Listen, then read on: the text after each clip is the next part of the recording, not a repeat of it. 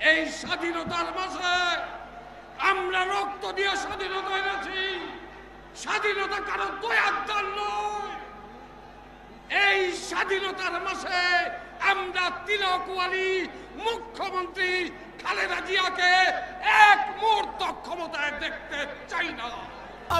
चिल्ला मत गोटी, लोचे हो जाएंगे। এই কথা বলে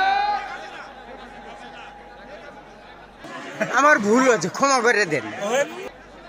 আর এক মুহূর্ত তিলক ওয়ালি মুখ্যমন্ত্রী শেখ হাসিনাকে ক্ষমতায় দেখতে চাই না। এই কথা বলে কি মকা ভোলা চেহারা সালে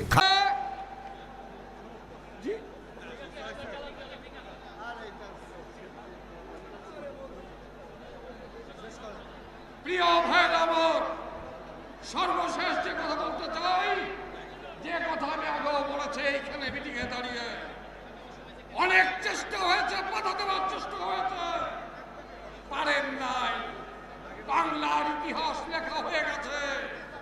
এখন একটাই আওয়াজ, শেখ হাসিনার দিন শেষ, খালেদা জিয়ার বাংলাদেশ বিজয়ের পথযাত্রা শুরু, জীবন অথবা মৃত্যু। আসসালামু আলাইকুম।